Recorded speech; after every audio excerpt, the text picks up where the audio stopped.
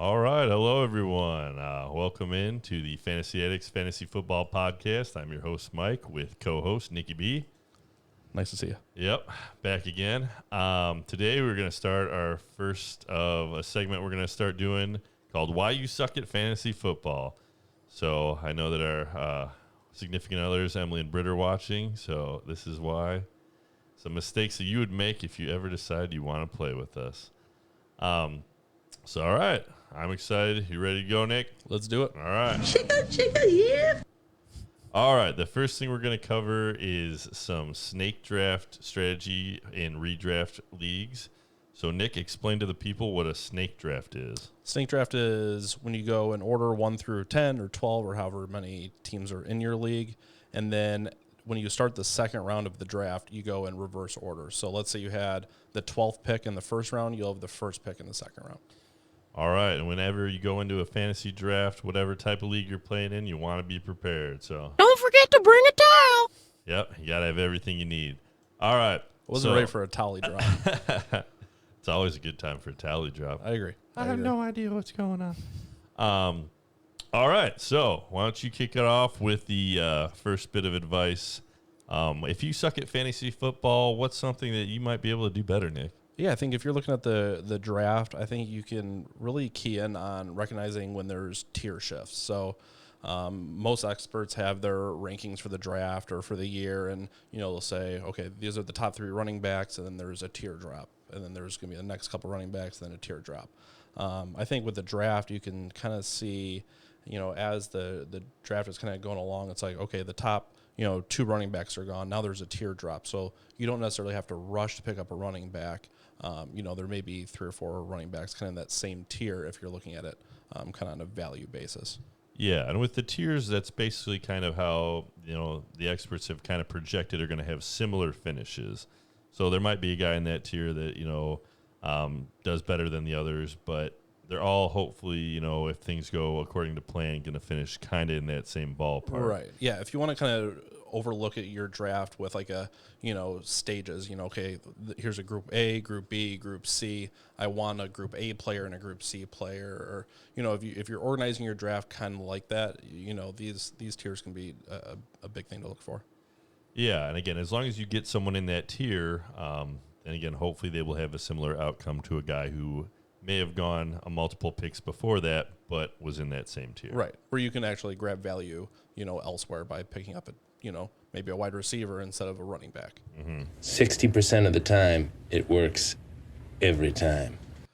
All right. Agree. So now we'll talk about a couple strategies that you can use. So one that we'll talk about is the zero RB. You'll hear about the zero running back. So that strategy, how it works is you kind of, those first rounds, you really take your picks and you aim for a high-value wide receiver, a guy who is going to produce a Michael Thomas, Devontae Adams kind of guy. And again, those first couple rounds, you just take you don't take running backs. You take wide receiver, wide receiver, wide receiver, try and get, let's say you have 2 or 3 wide receiver slots or you have 2 wide receiver and a flex. All of those spots you want to fill up with really high-level wide receivers. Part of the reasoning for that strategy is that there's a belief that wide receivers are a little bit more, they have less injuries throughout the year. Running back, it's a pounding position. You got to run into a line full of guys that are trying to hurt you every time you're out there and running the ball. And again, a lot of times there are running backs that get hurt. And also in the NFL, there's more teams moving to running back by committee. So if you can pick up some later round running backs with some value, some guys that are part of a committee or maybe some guys that are handcuffed to a guy who is possibly someone who has a history of injury or a guy who might be a little bit older or have kind of some concern that he could re-aggravate things, then you fill your slots later in the draft with those kind of players. Yeah, I think you see a lot of like fad draft strategies. You got zero RB, you got, you have to take RB, and then wide receiver. There's a lot of different like plans that people, I'm just going best player available and whatever happens after that. There's a ton of fad strategies, but at least with zero RB, there's some, sense to make of it, especially if you're maybe later on in the draft year. If you're in the 8th spot or 9th spot, even further along, RBs are just hard to get, especially good RBs. Mm-hmm. So there's always going to be a run on them in the first round. So let's say 6 or 7 RBs go in the first round. Well, there's going to be wide receivers that outperform those running backs, So maybe you take the wide receiver, because you can get value there. If people just keep taking all the running backs, grab the value wide receivers and then take the running backs as they come later on and go for quantity over quality. Yeah, and something we were talking about before the episode is even if you kind of go in with the strategy, you never know what people are going to do, who's going to grab somebody. Maybe somebody's a wild card, takes a wide receiver that you were kind of basing that strategy on before, a lot of the things hadn't projected going. So one of the things is just be prepared, stay calm. Serenity now! And again, have a plan. So Well, and whatever strategy you choose or you don't choose, got him. Whatever strategy you choose or don't choose, if you want to just take the, as it comes with best player available, just commit to it. Of course, we're in, 3, 4, 5 leagues ourselves. So, we choose, okay, I'm going to maybe try this strategy in this league, this one in another league, pick and choose and see what fits for what you like. Yeah. And I'll just touch on it quickly is, again, so the way that I like to prepare, that a lot of people prepare, is with the mock draft. They have them on Fantasy Pros. That's one that I use a lot, where you can go in and kind of, play against computers or bots. There are also leagues that, are a lot of platforms where you can do against real people just before your draft, just a mock draft, to kind of get an idea of where people are going and kind of maybe practice like, oh, if this player is not available that I've taken in mock drafts before, who could I pivot to? Who's going to be available? And it gives you an idea of where all the guys are. Right, exactly. All right. That's pretty neat. This is the best video. I love the video. All right, so let's move on to our third point, and it kind of fits into a strategy as well of the late quarterback. Yeah. You hear it recommended over and over again, the late quarterback, but I think we kind of need to stress the importance of if you miss out on Mahomes and Lamar Jackson. You think Lamar Jackson too?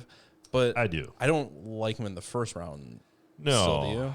No, and again, I think with the quarterbacks, there's just a lot of guys that you can get that are going to finish pretty similarly. Maybe Lamar and Pat Mahomes, they give you that positional advantage. Right. But a lot of the other ones, I think that's a mistake that kind of new players, because the quarterbacks, their name recognition is a lot better. Like, not everybody knows the second wide receiver on every team, but everybody's heard of Tom Brady. Everybody knows Aaron Rodgers, and everybody knows, Phillip Rivers, Drew Brees.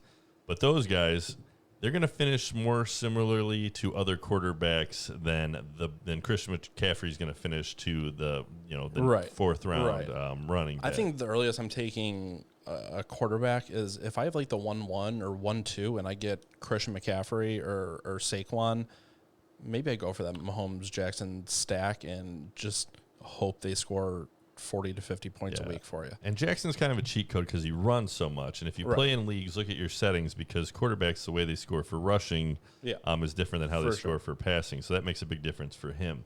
So he might be the only one that I personally would reach for. But yeah, if you in the third or fourth round, you see, Aaron Rodgers is a good quarterback. I've heard of him, and you take him.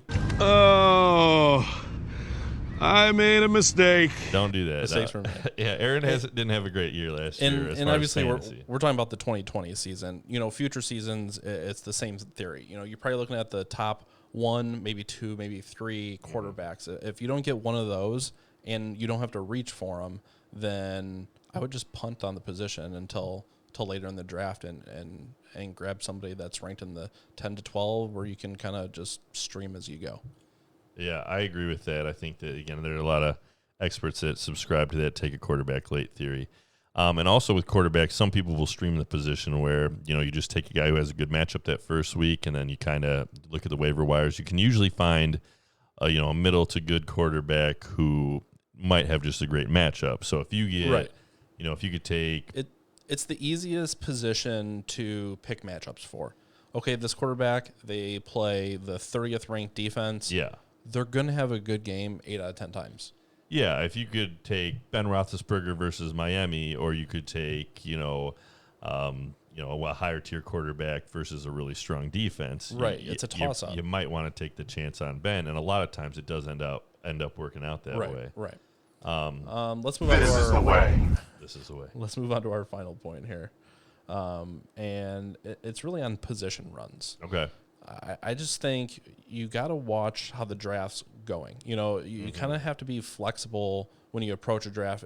You can come in with the strategy, but sometimes you'll see, like I mentioned before, okay, running back, running back, running back, running back, wide receiver, running back, running back. All of a sudden, the top 7 running backs are gone, and you're sitting there like, I was going to take running back, and now I don't know what to do. That much. Just a little outside. And I think that's just where you have to flip and go, well, some of these guys are going to get not good running back deals. I'm going to go for the surefire wide receivers, get my value, and kind of change my approach to the whole draft. Yeah, and where I personally like to look at runs is when I have waited for that quarterback to a later round, or I have waited for that tight end for a later round. Yeah. And you're waiting, you got a couple that you like that you know are going to go a little bit, and you see just before you, tight end, like maybe you need to grab that tight end, because if people are paying attention to those runs, if the next 3 go off, you're going to be sitting way farther down with tight ends because there's such a drop-off. Same with quarterbacks. If you've got a quarterback who's you got your eye on, again, 7th, 8th, 9th round, if they start to go, sometimes people become aware of it and they'll jump in and they'll grab the quarterbacks, and you could get left with, a Mitch Trubisky, and you don't want that. Nobody wants that. And I think just another, extra tidbit is, just don't panic. Just don't panic the whole time. Just Serenity now! Just keep calm. It's a game at the end of the day, whatever the wager. So just don't panic, approach it. It's supposed to be fun. And the term you'll hear is tilting. You don't want to tilt. If even if one pick didn't go your way, if you were on the clock, you're running out of time, you just hit a button. That happens, but and you can't lose it in the draft. One pick, again, you don't want to mess up your first or second pick. But even if you take someone that's just still high up on the board, usually those first tier picks. Well, I think to that note too, this is supposed to be fun. Get your guy. If you have a guy like Gronk's my guy, I'm gonna get him. If I have to reach around, you're taking him in the 4th. I'm gonna get him. If I have to reach 2 rounds, you're running out of time. Gronk, I may immediately regret this decision. Because you know what, you don't want to not take him, and then somebody else takes him and they blow up against you, and then you have to just live with that for the entire season. Get your guy is good. Again, it's. If you miss, you can go to the waiver wires. You can find a new guy. But if that guy hits, and all season I got to watch Nick with the guy that I wanted just winning championships. You can just live it. That hurts. He can't live that way. All right. So that'll wrap it up for our first segment of Why You Suck at Fantasy Football. And hopefully you take that info to heart and you can become a champion. You know what it's called? It's called winning. It's called being a champion. That's right. Thank you for watching. Consider subscribing, please, and maybe commenting. Thank you.